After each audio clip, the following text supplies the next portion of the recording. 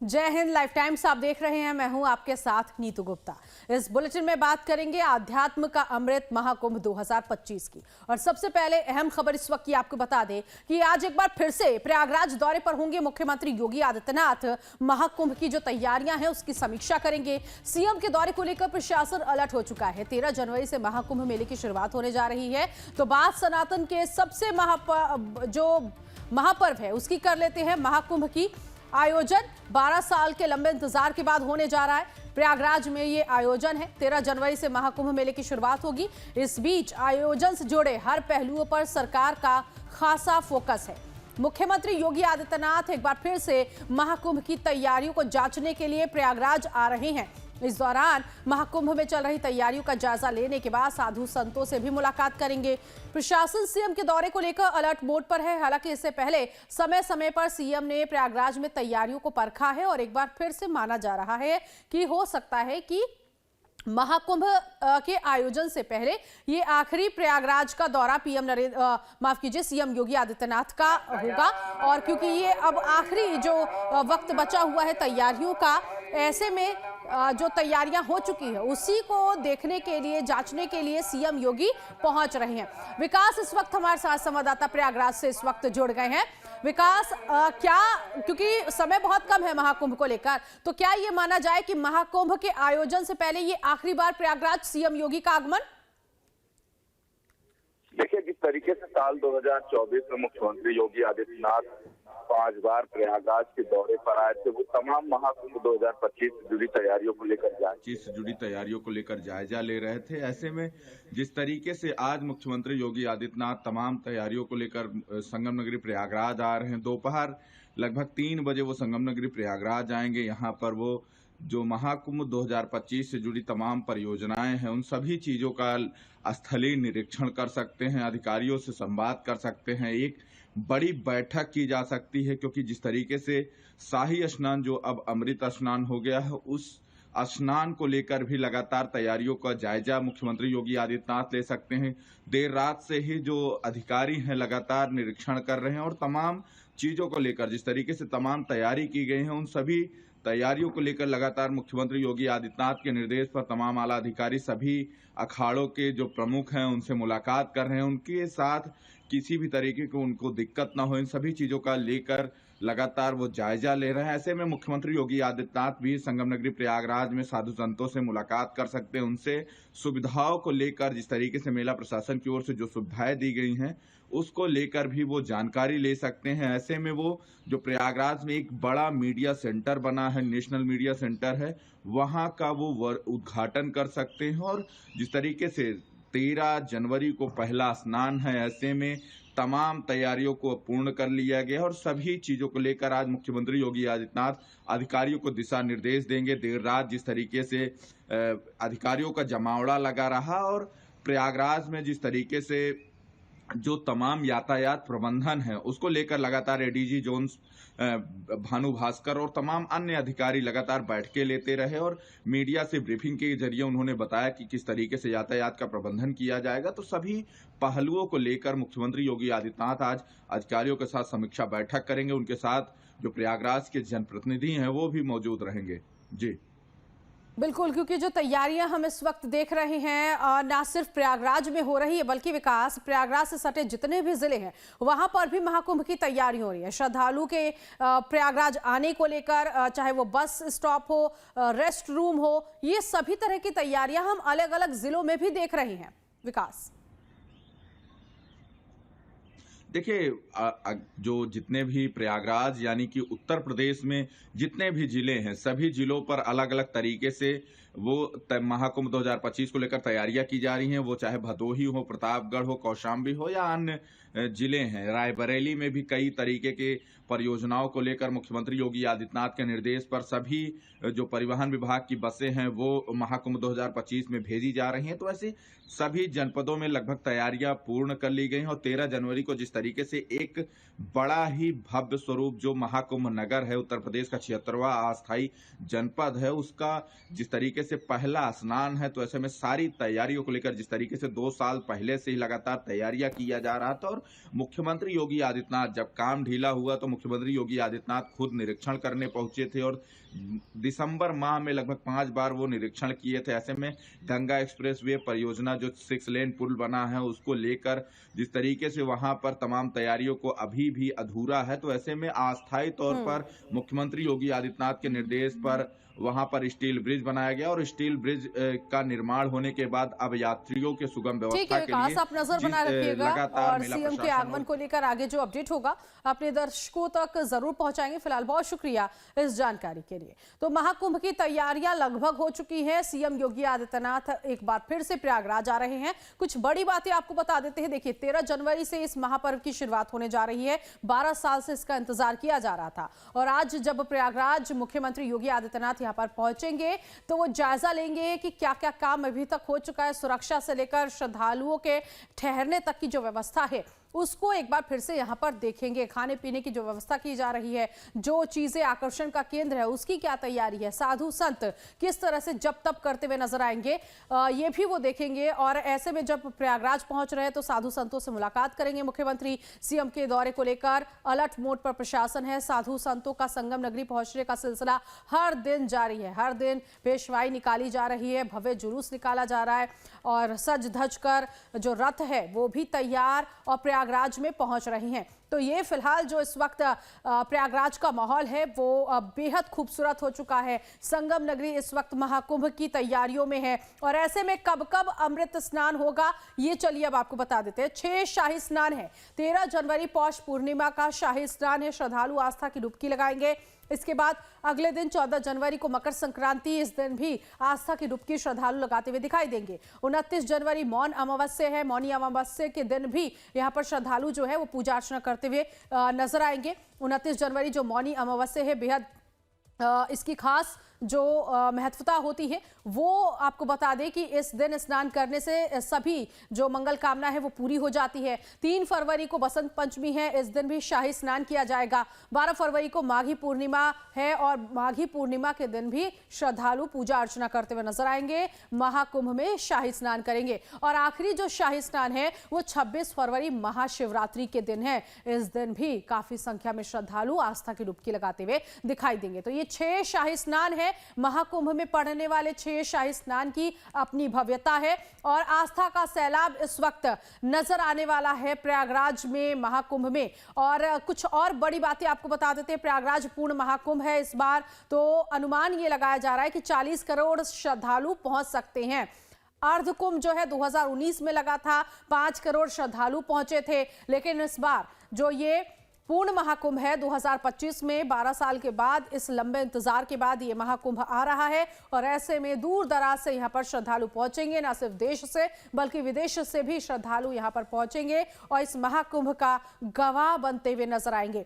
साधु संत की बात करें तो वो भी अभी यहाँ पहुंचना शुरू कर चुके हैं, जप तप करते हुए नजर आ रहे हैं। और इस बार महाकुंभ के आयोजन में आपको सनातन संस्कृति से जुड़े कई रंग देखने को मिलेंगे। लेकिन चलिए आपको निरंजनी अखाड़े में एक महिला से मिलवाते हैं। दरअसल इस महिला ने राम नाम के द्वारा कागज पर महाकुंभ 2025 का कलश बनाया है।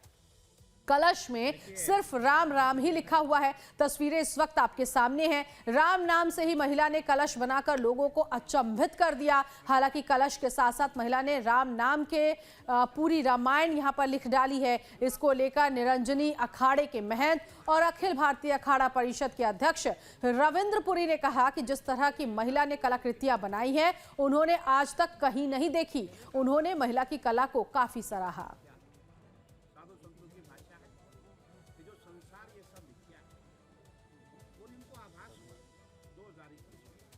की कार्यशैली को देख करके महाराज ने यहाँ पे कलयुग का हनुमान कहा है, क्या कहेंगे आप? मैं तो निशब्द हूँ, मैं क्या बोलूँ। ये मुझे लगता है कि ये मेरे बस का नहीं था अगर राम जी नहीं होते तो। वो उन्हीं की प्रेरणा है, उन्हीं का बल है जो मैं कर ले रही हूँ।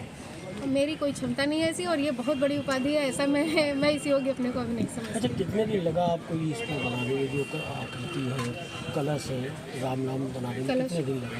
तो कलश बनाने में 1 हफ्ता लगा। नहीं, पूरा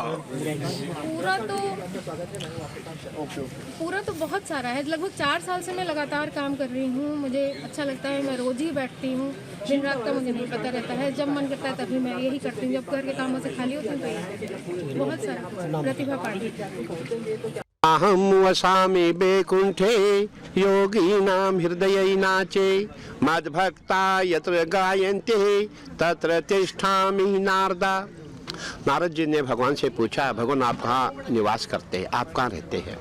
भगवान कहते हैं, ना हम वसामि वैकुंठे, ना मैं वैकुंठ में रहता हूँ, योगी नाम हृदय नाचे, ना मैं योगियों के हृदय में रहता हूँ, मद भक्ता यत्र गायंती, मेरा भक्त जहाँ मेरा गुणगान करता है। और मैं ये कहना चाहूँगा कि आज जो हमारी बहन ने जो यह कार्य किया है, मैं किन शब्दों में इनकी प्रशंसा करूँ, मेरे पास शब्द ही नहीं है।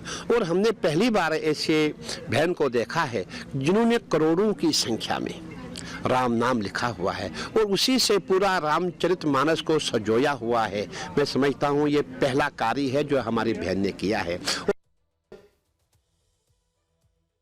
तो आगे भी आपको महाकुंभ के रंग दिखाएंगे। लाइफ टाइम्स पर खबरों का सफर जारी है, बने रहिए हमारे साथ।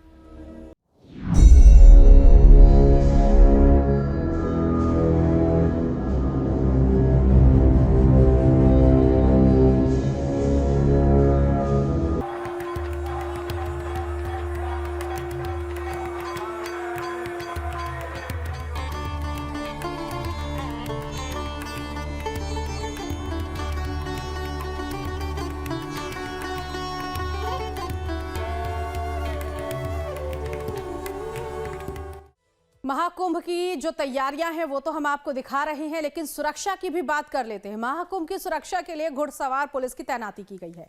13 जनवरी से महाकुंभ की शुरुआत हो जाएगी। ऐसे में सर्दी की वजह से घोड़ों की सेहत का खास ख्याल रखा जा रहा है। कैसे, दिखाते हैं आपको।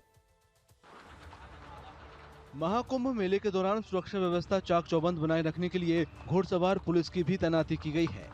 प्रयागराज में घुड़सवार पुलिस ने 134 स्पेशल ट्रेंड घोड़ों को तैनात किया है, जो विपरीत परिस्थितियों में अच्छा प्रदर्शन करने के लिए ट्रेंड किए गए हैं। 134 घोड़े आए हैं, जिसमें से 5 घोड़े जो है बाम ब्लड के हैं, जो आर्मी से आए हैं 7-7 लाख रुपए के। 40 घोड़े जो है थ्रोब्रीड के हैं, जो इंग्लैंड की नस्ल है। बाकी इंडियन ब्रीड के हैं, काठियावाड़ी है, मारवाड़ी है, अमृतसरी है। ये सारे घोड़े जो है कुंभ मेले में सुरक्षा के लिहाज से तैयार करके लाए गए हैं। ये जो है क्या नाम है, बहुत कठिन परिश्रम किया है घुड़सवारों ने, जो है मेरी अध्यक्षता में, और मेहनत करके लाया गया है। चाहे जितनी भीड़ हो, पानी हो, पुल हो, अखाड़े हो, सब में काम करेंगे। घोड़ों को ठंड और बारिश से बचाने के लिए स्पेशल कैंप में रखा जाता है। सर्दी के मौसम में घोड़ों की सेहत सही बनी रहे, इसके लिए उनका खास ख्याल रखा जा रहा है। दिन में जो है क्या नाम है, 1 दिन की डाइट है घोड़े की 1 किलो चना, 2 किलो जौ, 1 किलो चोकर, 30 ग्राम नमक, 100 ग्राम अलसी का तेल, 100 ग्राम गुड़, 25 किलो हरी घास, 15 किलो सूखी घास। कुल 134 घोड़ों में से 5 घोड़े भारतीय सेना से खरीदे गए हैं। इनके अलावा बाकी घोड़े उत्तर प्रदेश के दूसरे जिलों की पुलिस के हैं। महाकुंभ मेला खत्म होने के बाद उन्हें वापस उनके जिलों में भेज दिया जाएगा।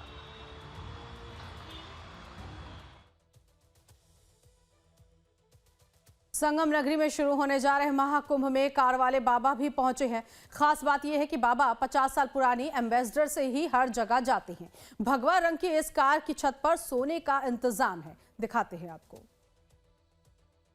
प्रयागराज में महाकुंभ शुरू होने से पहले ही देश के कोने कोने से नागा साधु संगम नगरी में पहुंच गए हैं। महाकुंभ में एक कार वाले बाबा भी पहुंचे हुए हैं। उनके पास बहुत पुरानी एम्बेसडर कार है, जिसकी छत पर एक पंखा लगा हुआ है। एक स्पीकर कार की छत पर एक किनारे से बना हुआ है। भगवा रंग की इस कार की छत पर सोने का इंतजाम भी किया गया है। 50 साल से पुरानी इस कार को लेकर महंत राजगिरी बाबा तकरीबन पूरे देश में घूम चुके हैं। बाबा ने अपनी चहेती कार को चलता फिरता ठिकाना बना लिया है। 72 मॉडल है, कम से कम 50 साल से ऊपर ही होगी। तो इसमें आपने पूरी तरीके से मॉडिफिकेशन कर रखा है, पंखा लगा रखा है, भूकू लगा रखा है। सब ठीक है, अपना आनंद है, अपना आनंद के लिए लगा रखा हूँ। अभी भी चलती है? हाँ चलती है ना, अभी चला के आया हूँ, अभी चाबी लगी हुई, अभी जहाँ बोलोगे वहाँ चल देगी। तो आप इसका खुद रिपेयर करते हैं कि रिपेयर करवाते हैं बाहर? चाबी टूल बॉक्स भी रखता हूँ सब अपने पास में, जहाँ तक की रिपेयर खुद कर लेता हूँ। अब बस की बात नहीं होती है तो फिर मैं मिस्त्री को बुलाता हूँ। महंत राजगिरी बताते हैं कि प्रयागराज में उनका 5वां महाकुंभ है। इससे पहले भी 4 बार वे अपनी एम्बेसडर कार से महाकुंभ में जा चुके हैं। वे कार को प्रयागराज के अलावा नासिक, उज्जैन और हरिद्वार महाकुंभ में भी ले गए थे। अब तक कितना चला चुके होंगे इस गाड़ी को? पता नहीं कितना, हम तो गिनती काउंटिंग की आई नहीं कभी। फिर भी एक अंदाजन कितने किलोमीटर चला चुके होंगे? अब देख लो, वहाँ से इंदौर से, मध्य प्रदेश से यहाँ से चल के आया हूँ। इसके आगे मैं कलकत्ता तक भी जाता हूँ, काठमांडू तक मैं जाता हूँ इसी गाड़ी से, और फिर कन्याकुमारी तक, रामेश्वरम तक चले जाता हूँ, उड़ीसा जगन्नाथपुरी भुवनेश्वर चले जाता हूँ, अमरनाथ पहलगांव तक चले जाता हूँ, बद्रीनाथ तक जाता हूँ, इधर से केदारनाथ जाता हूँ, गौरीकुंड तक। 13 जनवरी से शुरू होने वाले महाकुंभ मेले में हजारों साधु संत पहुंचे हुए हैं।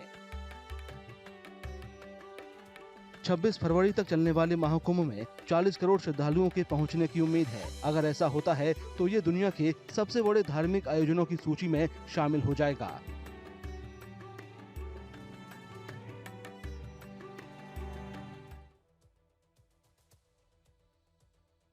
प्रयागराज में सनातन संस्कृति से जुड़े कई रंग देखने को मिल रहे हैं। इस बीच संगम नगरी में ओम नमः शिवाय संस्था ने विशाल भंडारे का आयोजन किया, जिसमें एक साथ 30,000 लोगों के लिए प्रसाद तैयार किया गया है। महाकुंभ को लेकर जारी तैयारियों के बीच प्रयागराज में ओम नमः शिवाय भंडारा संगठन ने यहां आने वाले तीर्थयात्रियों के लिए विशाल भंडारे का आयोजन शुरू कर दिया है। भंडारे में एक बार में करीब 30,000 लोगों के लिए खाना तैयार किया जाता है। इसके लिए बड़ी बड़ी कढ़ाइयों का इस्तेमाल होता है। इसमें कुछ कढ़ाई इतनी भारी होती है, उन्हें चूल्हे पर रखने के लिए क्रेन की जरूरत होती है। आप जैसा देख रहे हैं कि मेरे पीछे कराहों में प्रसाद बन रहा है। 2 भट्टियाँ चल रही हैं और 2 भट्टियाँ जो हैं मकर संक्रांति पे स्टार्ट कर दी जाएंगी। एक बार में अगर एक कराहा जो हमारा है क्रेन से लगाया जाता है, टनों में इसका वेट होता है और ये ऑर्डर पे ये कराहे बनाए जाते हैं। इसमें जो प्रसाद बनता है, एक बार प्रसाद बनता है तो 25 से 30,000 लोग प्रसाद ग्रहण करते हैं। मकर संक्रांति पे उन कराहों को भी चलाया जाएगा जो अभी चल नहीं रहे हैं। इस समय जो कराहे चल रहे हैं, एक बार में अगर उनमें सब्जी बनती है तो 5,000 से 10,000 लोग प्रसाद ग्रहण करते हैं। चावल बनता है तो उतनी क्वांटिटी में कि एक बार में 5,000 7,000 लोग प्रसाद को ग्रहण करते हैं। पूड़ियाँ बनती हैं तो एक बार में 5,000 पूड़ियाँ छन के निकलती हैं। इतना रेशियो है। भंडारे के लिए काम करने वाले सभी कर्मचारी आश्रम के हैं। इसे ओम नमः शिवाय संस्था चलाती है। ये बिना किसी शुल्क के स्वेच्छा से यहाँ सेवा करते हैं। सेवादार और स्वयंसेवक बताते हैं कि उनकी कोशिश यही रहती है कि भंडारे में खाना साफ सफाई से पकाया जाए। मुझे इस संस्था से जुड़े हुए 10 साल हो गए हैं और मैं 7 साल से यहाँ पर भंडारे में सेवा करने आ रही हूँ। और यहाँ पर भंडारे में सेवा करते हुए मुझे बहुत अच्छा लग रहा है, क्योंकि यहाँ पर दिन ब दिन मतलब लोग आते जा रहे हैं। एक दिन में 20 से 25 हज़ार लोग तो मतलब भोजन को ग्रहण करते हैं। हमारा उद्देश्य है मानवता और जन कल्याण, और यहाँ पर जो लोग आते हैं तो हम लोग स्वच्छता पर बहुत ज़्यादा ध्यान देते हैं कि हमारा भोजन और मतलब स्वच्छ होना चाहिए, और मतलब ज़्यादा से ज़्यादा लोगों तक हम लोग मतलब अच्छा मतलब स्वच्छ भोजन ही पहुँचाते हैं। ओम नमः शिवाय प्रयागराज में हर साल भंडारे का आयोजन करता है, लेकिन महाकुंभ में आने वाली तीर्थयात्रियों की भारी भीड़ को देखते हुए उन्होंने अपने इंतजाम भी बढ़ा दिए हैं। ये भंडारा प्रत्येक वर्ष माघ माह में जो ये पर्व है प्रयाग पर संगम घाट पर लगाया जाता है।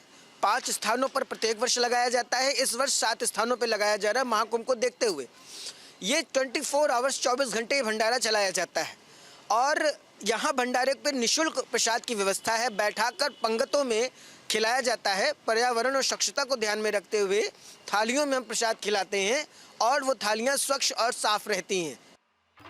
भंडारे के लिए इस्तेमाल इन कढ़ाइयों में एक बार में 400 किलो चावल, दाल और सब्जियां बनाई जा सकती हैं। संस्था की कोशिश रहती है कि यहाँ आने वाले लोगों को साफ और स्वादिष्ट खाना मिले।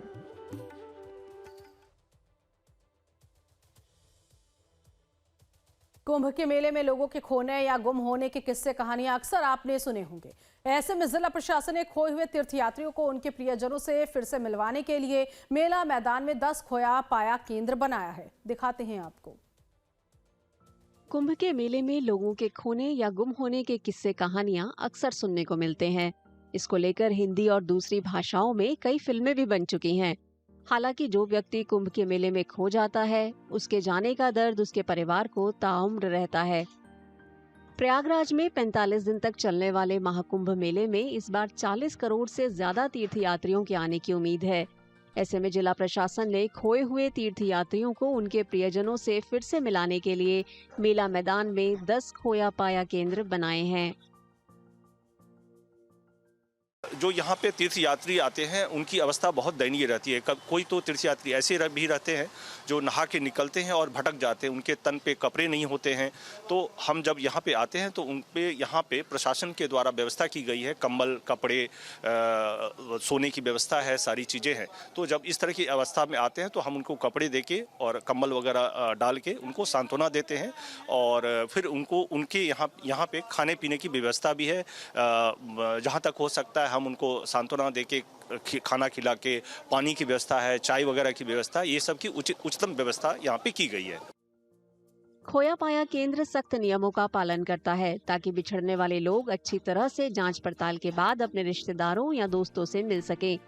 खोया पाया केंद्र उनकी पहचान और लापता व्यक्ति के बारे में अच्छे से जांच करता है।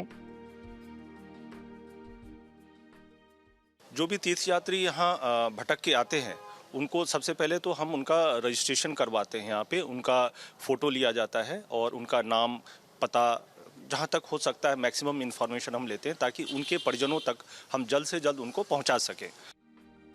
आधुनिक सुविधाओं से लैस खोया पाया केंद्र मेला प्राधिकरण और पुलिस का साझा अभियान है। इस केंद्र के अधिकारियों का कहना है कि उनकी कोशिश रहती है कि हर लापता शख्स को जल्द से जल्द उसके प्रियजनों से मिलाया जाए।